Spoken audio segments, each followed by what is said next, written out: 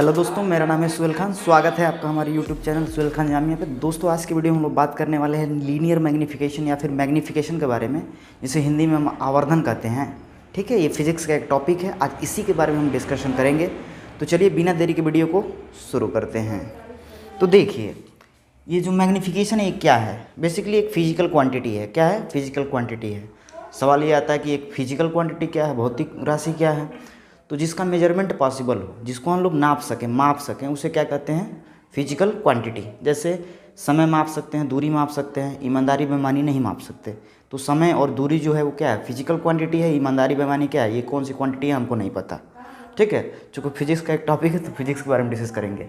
तो आते हैं, जो मैग्नीफिकेशन होता है या लीनियर मैग्नीफिकेशन होता है, ये क्या होता है? एक फिजिकल क्वांटिटी होता है जो ये बताता है कि लेंस और मिरर से किसी ऑब्जेक्ट का इमेज कितना बड़ा या कितना छोटा बना है। एक बार और सुनिए, लीनियर मैग्नीफिकेशन एक ऐसी फिजिकल क्वांटिटी, ऐसी भौतिक राशि है जो ये बताती है कि किसी ऑब्जेक्ट का इमेज कितना बड़ा या कितना छोटा बना है।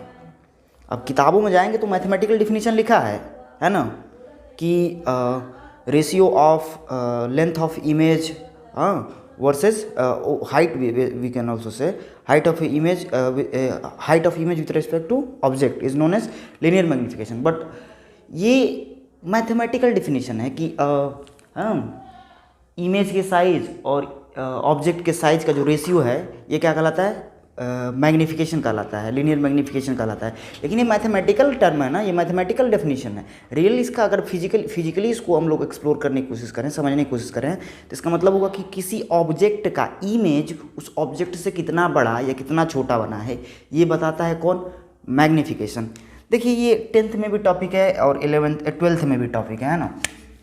तो देखिए, मैग्नीफिकेशन को हम एम से डिनोट करते हैं हम लोग। ठीक है, और ये क्या होता है? किसके बराबर होता है? Height of image with respect to height of object. इन दोनों का जो रेशियो होता है यही क्या कहलाता है? लीनियर मैग्नीफिकेशन कहलाता है। ये दोनों के लिए वैलिड है, चाहे मिरर हो या फिर लेंस हो, ये दोनों के लिए क्या है? वैलिड है।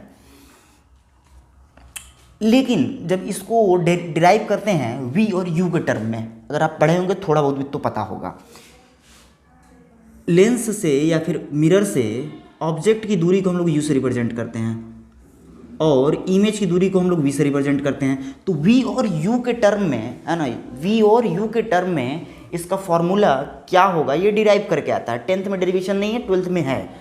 तो वो मैं डायरेक्ट लिख रहा हूँ, चूँकि मुझे इस टॉपिक को थोड़े से ही है ना समय में सम अप कर देना है और समझा देना है बेसिकली कि लीनियर मैग्नीफिकेशन होता क्या है। तो देखिए, मिरर के लिए जब हम डिराइव करते हैं तो यही निकल के आता है m is equal to minus V upon U. ठीक है, यानी कि ये जो m है माइनस वी अपॉन यू के बराबर आता है। अच्छा, यही जब हम लेंस के लिए करते हैं तो ये तो सेम होगा, क्योंकि ये बेसिक डेफिनेशन है, ये तो सेम होगा। लेकिन जब v और u के टर्म में निकालेंगे तो माइनस गायब हो जाएगा, माइनस नहीं रहेगा। ठीक, सवाल भी ऐसे ही आता है, उसमें दिया होता है किसी ऑब्जेक्ट का इमेज उससे 3 गुना बड़ा बना है और ऑब्जेक्ट जो है मान लीजिए 10 सेंटीमीटर दूरी पर रखा हुआ है लेंस या दर्पण से या मिरर से। तो बता दीजिए कि प्रतिबिंब कितना दूरी पर बनेगा। और अच्छा एग्जामिनर होगा तो ये नहीं पूछेगा, वो पूछेगा कि दर्पण या लेंस की फोकस दूरी क्या होगी। जैसे एनसीईआरटी में एक सवाल दिया, मुझे याद है ना, क्योंकि मैं पढ़ाते पढ़ाते काफ़ी एक्सपीरियंस हो गया, याद हो जाता है सारी चीज़ें, कौन सी टॉपिक किसके बाद है ना। जब रिफ्लेक्शन शुरू होता है उसके पहले ही एक सवाल दिया हुआ है एनसीईआरटी टेक्स्ट बुक में। उसमें दिया हुआ है किसी ऑब्जेक्ट का जो इमेज है वो 3 गुना बड़ा प्राप्त होता है ना, 3 times bigger than the object प्राप्त होता है। तो यानी कि साफ कह रहा है चिल्ला कर यम जो है क्या है? 3 है। और उसमें सब कुछ दिया हुआ है कि u जो है यानी कि वस्तु कितनी दूरी या ऑब्जेक्ट कितनी दूरी पर रखा हुआ है? 10 सेंटीमीटर की दूरी पर रखा हुआ है। तो चूँकि u को हमेशा माइनस लेते हैं हम लोग। क्यों लेते हैं? ये सारी बातें जिस दिन हम सिलेबस चालू करेंगे ना, चैप्टर बाई चैप्टर है ना, लेक्चर वाइज एकदम सारे हम लोग कोर्स को कवर कर देंगे, उस टाइम ये डिस्कशन होगा। खैर, यहाँ पर देखते हैं हम लोग, तो u क्या आ जाएगा? नेगेटिव आ जाएगा। अब यम पॉजिटिव होगा कि नेगेटिव होगा, ये समझने वाली बात है। देखिए, सवाल के हिसाब से यहाँ पर दिया हुआ है कौन सा दर्पण, अवतल दिया हुआ है, या फिर कह सकते हो कॉनकेव, है ना, अवतल दर्पण दिया हुआ है। ठीक, तो अवतल दर्पण में प्रतिबिंब 3 गुना बड़ा मिला है, 3 गुना बड़ा मिला है। तो जाहिर सी बात है ये F से इधर रखा गया होगा, है ना, पोल और फोकस के बीच में रखा गया होगा, तभी इसका ऑब्जेक्ट जो है, ऑब्जेक्ट का जो इमेज है वो बड़ा मिलेगा। समझ रहे हैं? तो देखिए थोड़ा सा नॉइज़ है बगल का, है ना, इग्नोर कीजिएगा। पता नहीं, मुझे पता नहीं था कि ये नॉइज़ आएगा भी कि नहीं आएगा। एक बैग कोई लग रहा है चुनाव प्रचार कर रहे हैं, उसी में ये आया। खैर वो छोड़िए, यहाँ पर आइए। तो यहाँ पर बड़ा मिला है, तो जाहिर सी बात है ऑब्जेक्ट कहीं इधर रखा गया होगा और इमेज कहीं इधर मिला होगा। इमेज क्या है? सीधा है। इमेज क्या है? सीधा है। तो जब इमेज सीधा हो तो आवर्धन को भी हम लोग क्या लेते हैं? धनात्मक लेते हैं। ठीक, अब आ जाइए, निकालिए v की वैल्यू। तो देखिए अभी यहाँ पर हमने लिखा m इक्वल टू क्या होता है, मान लीजिए यहाँ पर v पूछा होता या फिर f पूछा होता। एनसीईआरटी की जो सवाल आप उसको पढ़िएगा, उसमें v पूछा है ना, कि इमेज का जो पोजीशन होगा वो बताइए। ठीक, तो माइनस वी अपन यू, ये वाला फार्मूला देखिए, m इक्वल टू ये वाला। अब यहाँ से m की वैल्यू क्या है? +3, v की वैल्यू कैलकुलेट करना है, u की वैल्यू -10, माइनस माइनस कट गया, है ना, v की वैल्यू क्या आ गया? 30 सेंटीमीटर। अब देखिए v जो है पॉजिटिव आया है, ये क्या बताता है v पॉजिटिव आने का मतलब?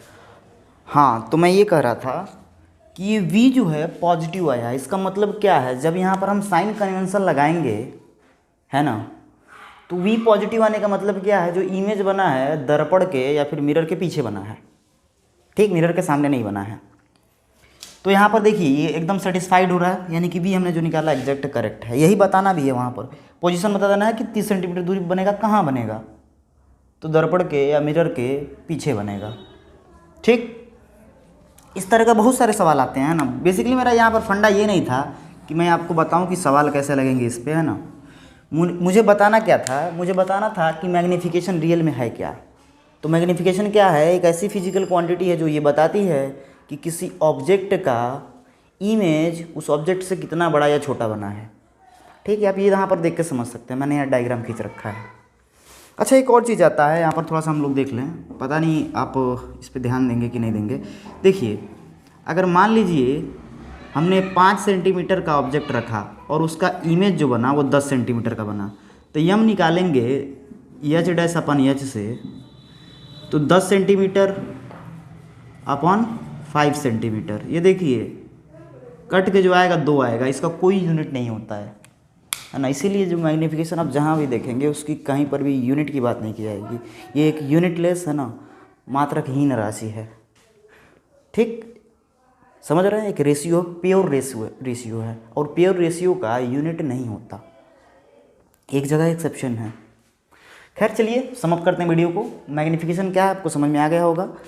ठीक, आप बाकी जो भी डाउट होगा आप कमेंट सेक्शन में पूछ सकते हैं। और हाँ, आने वाले समय हम लोग 10th की अगले सेक्शन से, है ना, अगले सेक्शन मतलब ये जो आने वाला अप्रैल, तो अप्रैल के बाद से हम लोग 10th का सारा साइंस जो है यूपी बोर्ड हिंदी माध्यम के विद्यार्थियों के लिए शुरू कर देंगे। तो जो भी विद्यार्थी अगर यूपी बोर्ड के हैं और 10th में जाने वाले हैं, पढ़ाई करने वाले हैं, तो उनके लिए एक बहुत अच्छा अवसर है। आप क्या कर सकते हैं? चैनल सब्सक्राइब कीजिए, शेयर कर दीजिए जहाँ तक शेयर कर सकते हैं, चैनल से जुड़ जाइए और फिर मन लगा के तैयारी कीजिए। चलिए मिलते हैं अगली वीडियो में, तब तक के लिए टेक केयर, बाय बाय।